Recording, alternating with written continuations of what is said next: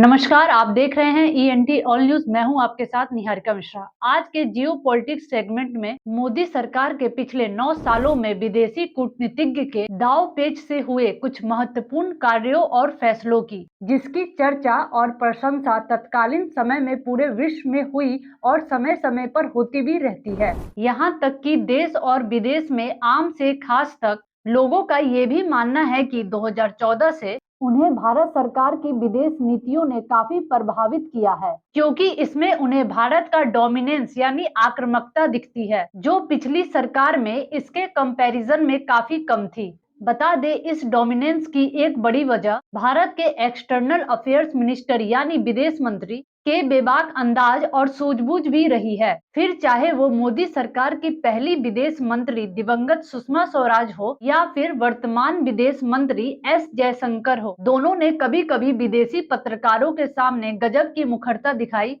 साथ ही एक positive mindset से देश के बाहर भारत का प्रतिनिधित्व किया, जो कि काबिले तारीफ है। खैर, वीडियो की शुरुआत करते हैं, लेकिन उससे पहले आपको बता दें, चूंकि हमने भारत की पिछले 9 सालों की जियो पॉलिटिक्स को डीपली कवर किया है, जिसकी वजह से हमें ये वीडियो 2 पार्ट में डिवाइड करना पड़ा।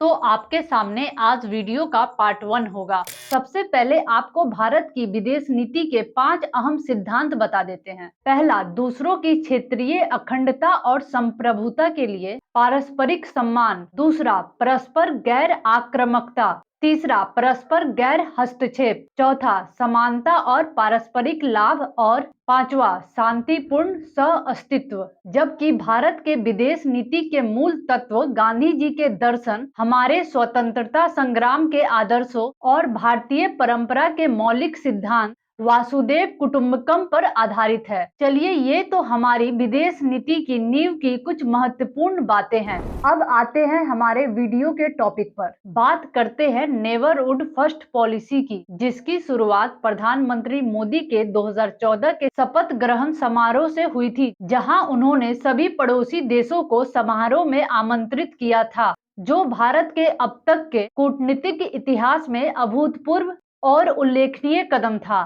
क्योंकि पहले जब हमारे पड़ोसी देशों के साथ कुछ बुरा होता था, तो ये देश पश्चिम के देशों की ओर देखते थे, उनसे किसी भी कीमत पर मदद की चाह रखते थे। लेकिन आज परिस्थिति कुछ और है, क्योंकि ऐसी स्थिति में ये देश भारत की ओर सबसे पहले देखते हैं। नेपाल में भूकंप आपदा, यमन युद्ध, श्रीलंका में चरमराई अर्थव्यवस्था, भुखमरी और भूस्खलन, बांग्लादेश को $12,600 की एक बड़ी धनराशि कर्ज के रूप में देना, मालदीव का जल संकट, ऐसे तमाम उदाहरण भरे पड़े हैं जब भारत ने इन देशों की मुश्किल घड़ी में मदद कर अपना बड़ा दिल दिखाया है। अब आते हैं भारत पाकिस्तान के बीच आतंकवाद के मुद्दे को लेकर तनातनी पर। तो जैसा कि आप सभी को पता है, भारत की पाकिस्तान की आतंकवादी गतिविधियों के खिलाफ जीरो टॉलरेंस की नीति है, जिसकी वजह से इसका अपना एक इतिहास रहा है कि कैसे बार बार विश्वास करने के बावजूद पाकिस्तान ने आतंकवाद के जरिए भारत को व्यापक स्तर पर क्षति पहुंचाई है, और इसी कारण भारत विश्व पटल पर पाकिस्तान के आतंकवाद को लेकर उसकी बेइज्जती करने का एक भी मौका नहीं गंवाता। लेकिन वो पाकिस्तान ही क्या, जो शर्म से शर्मसार हो जाए।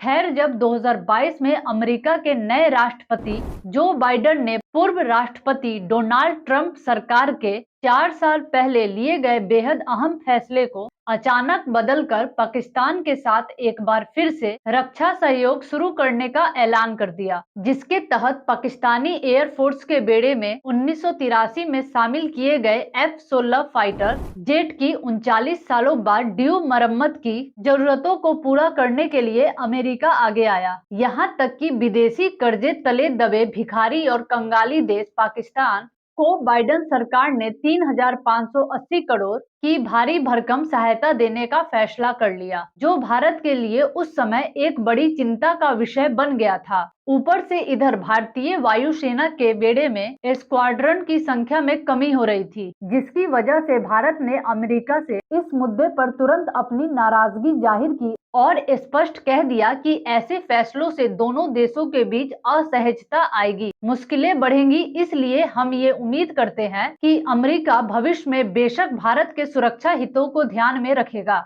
उस समय अमेरिका को भारत से ऐसी आक्रामकता की उम्मीद नहीं थी, लेकिन विदेश नीति में आपको यही आक्रामकता एक बेहतर कूटनीतिज्ञ देश बनाती है। और आज इसी वजह से भारत के हितों के खिलाफ फैसले लेने से पहले दुनिया का कोई भी देश 2 बार जरूर विमर्श करेगा।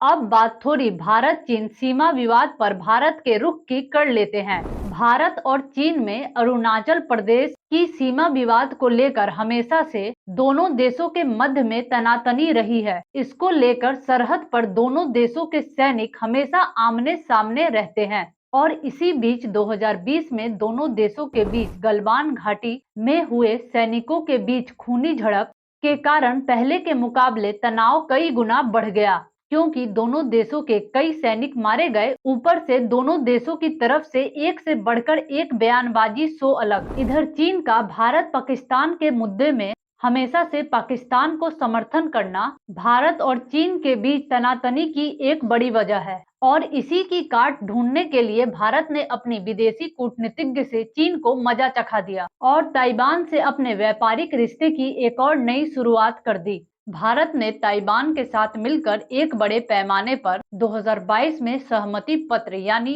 MOU के तहत एक बड़े स्केल पर सेमीकंडक्टर निवेश किया। गुजरात के अहमदाबाद के पास बनने वाले इस बड़े प्रोजेक्ट पर 1.54 लाख करोड़ रुपए का निवेश हुआ है, जिसमें संयुक्त उपक्रम में वेदांता कंपनी का हिस्सा 60% होगा, क्योंकि इसमें ताइवान की कंपनी की 40% हिस्सेदारी है। बता दें, समकालीन समय में सेमीकंडक्टर एक प्रकार का नया तेल है जो कंप्यूटर, स्मार्टफोन्स, कारों, चिकित्सा और सैन्य उपकरणों समेत विभिन्न इलेक्ट्रॉनिक उत्पादों का एक महत्वपूर्ण घटक बनाते हैं। भारत के इस मास्टर स्ट्रोक से चीन को बड़ा झटका लगा, क्योंकि चीन ताइवान को अपना एक अभिन्न हिस्सा मानता है, अर्थात अपना एक प्रांत मानता है और इसी कारण इस पर हमेशा अपना आधिपत्य जमाता है। चीन को ये हरगिज बर्दाश्त नहीं कि कोई और देश ताइवान से किसी भी प्रकार के रिश्ते बनाए, वो भी खास तौर पर भारत, जो कि उसका एक बड़ा प्रतिद्वंदी है और दुश्मन भी। लेकिन इन सब के बीच ताइवान अपने आप को एक स्वतंत्र देश समझता है, जिसके कारण चीन से हमेशा उसका 36 का आंकड़ा चलता है। हमेशा ताइवान अपने पर चीन द्वारा की गई निरंकुशता पर खुलकर बोलता रहता है। यहाँ आपको एक बात जाननी जरूरी है कि ताइवान और भारत के बीच डिप्लोमेटिक रिलेशन यानी राजनयिक संबंध नहीं है, क्योंकि भारत चीन की वन चाइना पॉलिसी को फॉलो करता है। लेकिन फिर भी ताइवान भारत में व्यापार करने के लिए Taipei economic and culture centre का अपना तीसरा ऑफिस मुंबई में खोलेगा। बता दे, भारत में पहले से इसके चेन्नई और दिल्ली में ऑफिस है। दोनों देशों में राजनयिक संबंध नहीं है, तो जाहिर सी बात है भारत में ताइवान की एम्बेसी यानी दूतावास भी नहीं होगा। इसलिए ये सेंटर ही ताइवान के दूतावास की तरह काम करते हैं। आज का हमारा भारत के पिछले 9 सालों की जियोपॉलिटिक्स वीडियो अर्थात विदेश नीति का पार्ट 1 कैसा लगा हमें कमेंट करके जरूर बताएं। साथ ही हमारा चैनल सब्सक्राइब करना ना भूलें। आपको बता दें, इस वीडियो का पार्ट 2 जल्द ही चैनल पर अपलोड होगा। तब तक के लिए देखते रहिए हमारा चैनल ENT ऑल न्यूज।